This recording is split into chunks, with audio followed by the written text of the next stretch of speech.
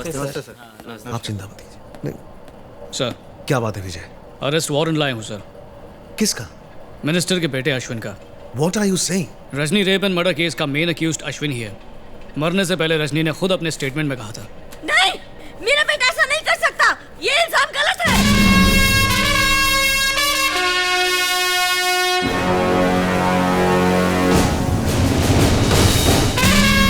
Sir Ashwin का है।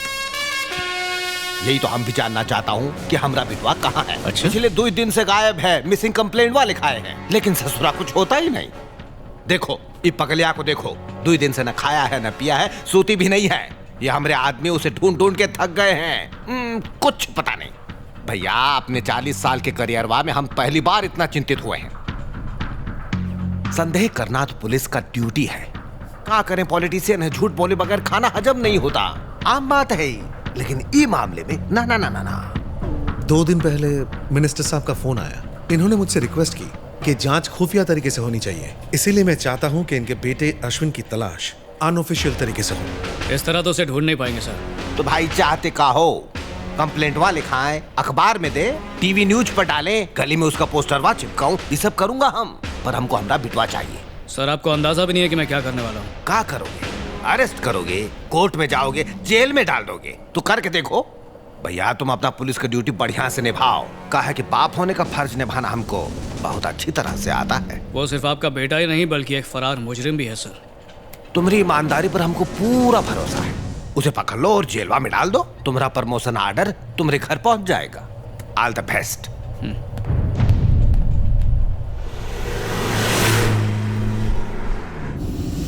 गाड़ी रोकना सर। Yes sir. राजेंद्र, लगता है ये केस भी फाइलों में ही दम तोड़ देगा। मरने दो उस हैवान को, अरेस्ट करके भी क्या हासिल होगा सर? तभी तो उसे सजा मिलेगी। रजनी के स्टेटमेंट के बिना पर उसे कड़ी से कड़ी सजा मिल सकती है। रेप केस का आंकड़ा पता नहीं है आपको? पिछले ही महीने के अखबार में छपा था।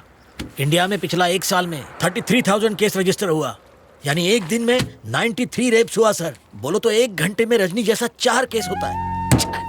बहुत गुस्सा आता है सर।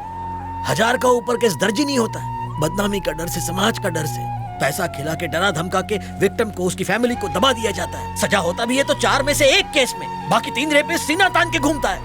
सॉरी सर, बहुत बुरा कंडीशन है अपना देश का। वो मिनिस्टर का बेटा है सर। हमारा 1 साल का सैलरी सिर्फ 1 दिन में खर्चा करेगा, लॉयर्स का फौज खड़ा कर देगा, सिर्फ 10 दिन में छूटेगा और हमारा ऊपर हंसेगा, हमारा ट्रांसफर कर देगा या किसी मिनिस्टर का दुम बना के हमको ड्यूटी पे चिपका देगा। ऐसा सनसनीखेज खबर 2 दिन में अखबार से गायब हो जाता है। किसी हीरो हीरोइन का अफेयर हॉट न्यूज बनेगा, ब्रेकअप के बाद भी चलेगा। उसका बूढ़ा बाप बेचारा उम्र भर आंसू बहाएगा, तब तक वो राक्षस हैवान ज्यादा सावधानी से एक और रेप कर देगा। सॉरी सर, अपन ज्यादा तो नहीं भूल गया? नहीं, बिल्कुल नहीं। तुम्हारा एक एक शब्द सही है। ये बताओ कि आगे क्या करें? अपन क्या कहेगा? अपन एक साधारण कांस्टेबल, तुम सब लोग का ड्राइवर। भला अपन क्या कर सकता है? चलो मान लिया तुम एक साधारण इंसान हो, पर फर्ज करो तुमने उसे पकड़ लिया, तब उसके साथ क्या करोगे? सर, पहला मारेगा, उस साले की खाल खींच लेगा, इसी पुल का नीचे उस बैंक के टके को नंगा करके उल्टा लटका के मारेगा।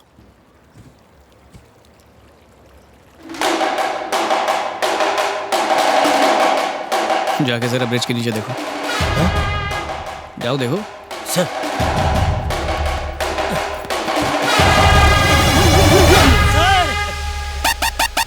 बड़ी भूख लगी है राजेंद्र, जल्दी भुर्जी पाव मंगा।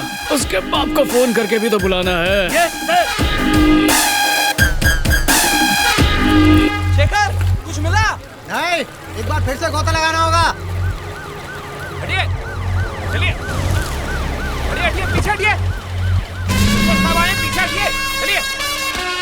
अरे, आपसे कहा ना पीछे हटिए, चलो, वहां से हटो पीछे, चलो, चलो सबको।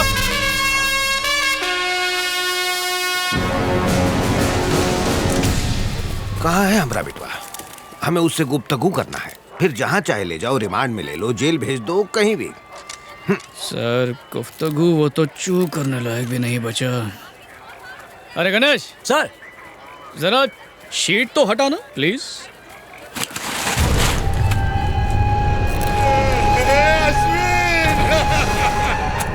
अरे क्या हो गया रे? बॉडी से दूर रहिए सर। चल भाग यहाँ से, भाग। इस पर आपके साइन चाहिए। लाश को देख के मौत की वजह समझ में आई।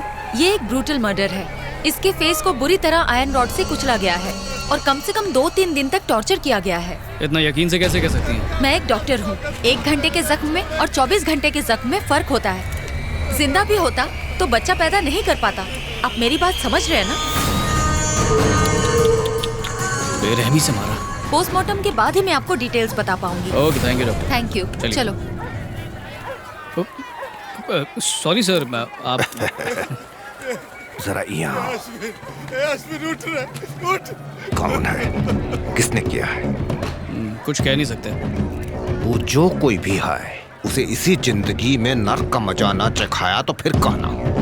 माफ करना पर बेटा तो आपका भी नर्क नहीं होगा, क्योंकि वो भी एक फरार मुजरिम था, रेपिस्ट, क्रिमिनल, समाज पे एक धब्बा। उसने जो किया, मेरे ख्याल से नर्क में भी जगह नहीं मिलेगी। वो लड़की का रेप हुआ कौन किया, ये बात का पता तुम 10 घंटा में लगा लिए। अपनी काबिलियत का सबूत दे दिए हो तुम। अब हम तुम्हें 10 घंटा का टाइम देता हूँ। हमरे बेटे के कातिल को ढूंढ के बताओ, तब ही हम तुहार बहादुरी का जौहर मानूंगा। सर, मुजरिम तो कोई भी हो सकता है। पब्लिक में से कोई हो सकता है, या मीडिया में से कोई हो सकता है, या लड़की की माँ, उसका बाप, उसका भाई, वो भाई जो हो सकता है पुलिस ऑफिसर हो। ये भी हो सकता है उसका नाम IPS विजय कुमार हो।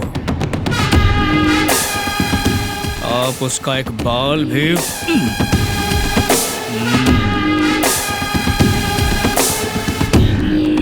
पोस्टमार्टम के बाद कटी फटी बॉडी भेज दूंगा। अपने रिश्तेदारों को फोन कर दो, शोक मनाने के लिए आ जाए।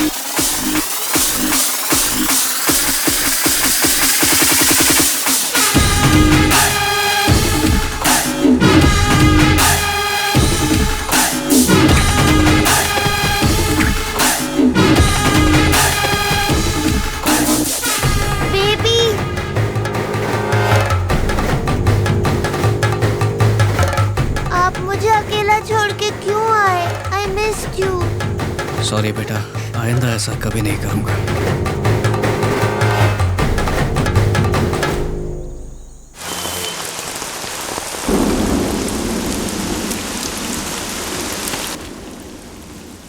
अरे टीचर जी, क्या मांगता है? ब्रेड लेगा? विजय कुमार किधर है? वो केक का ऑर्डर डिलीवर करने गया है। मैडम, तुमने जोसेफ के बारे में पूछा ना? विजय कुमार के बारे में। यानी उसने सच बता दिया। उसका असली नाम जोसेफ ही है। अमिताभ का फिल्म देख के उसने खुद का नाम विजय रख लिया। ये पाव का धंधा उसका फैमिली बिजनेस है? हाँ। तुम यहाँ कब से हो? अब क्या बताएगा, पहला किधर और नौकरी करता था अपन। एक दिन केक का ऑर्डर देने के लिए कंजूस सेठ ने अपन को इधर भेज दिया। अपन को पता चला उस वक्त इधर हेल्पर का जरूरत था, काम कम पगार ज्यादा था, तो उधर रिजाइन मारा, इधर ज्वाइन मारा। स्मिता किधर है अंकल? और नेवी किसका बेबी है? विजय के लिए, नेवी के लिए मुझे बहुत फिक्र होता है। मुझे उसका हिस्ट्री बताओ प्लीज।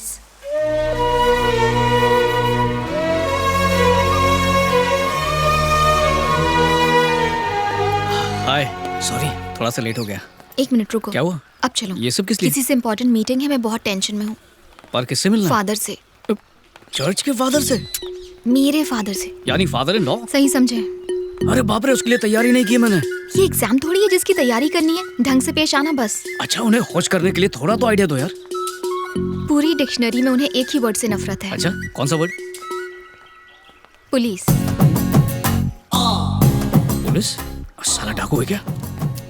वो बुढ़ा मोटा तुम्हारा बाप है क्या? जान ले लूंगी, चुप रहो।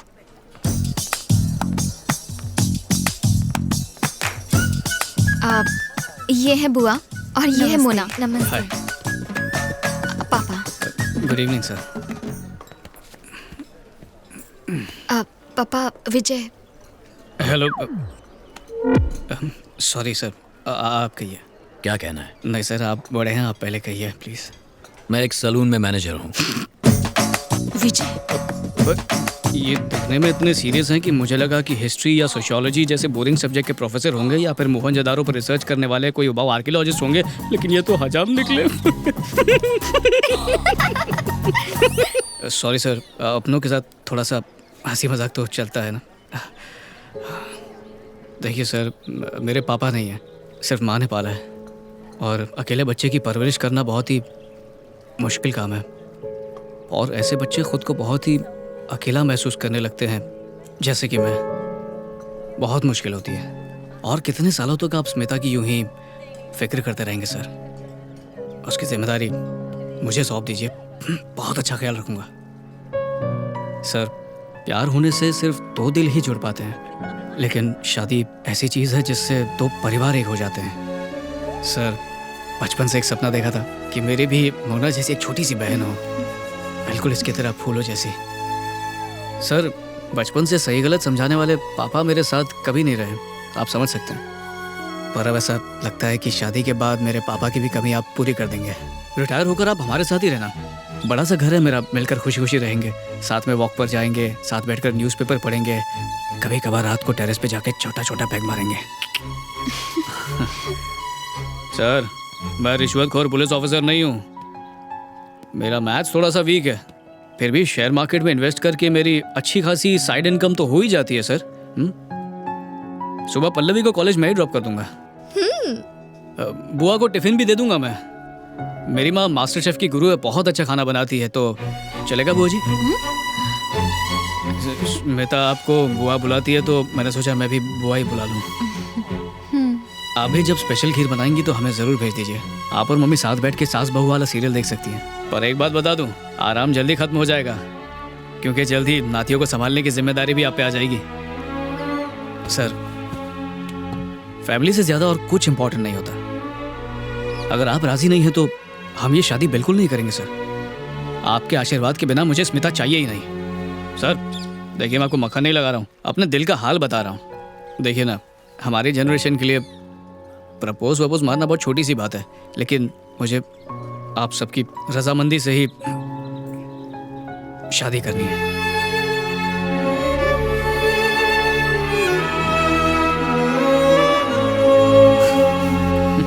इतना सब कहने के बाद भी शक की नजर से देख रहे हैं। समझ सकता हूँ, मेरे पेशे में बहुत खतरा है ना। इसे सिर्फ ट्रेनिंग में चलाया था, इससे ज्यादा तो मैं दिवाली में पटाखे की बंदूक चलाया हूँ। मैंने तो बंदूक। Thank you sir. अगर आप ये कॉफी पी लेंगे तो मैं समझ जाऊंगा कि आप राजी हैं। प्लीज पापा।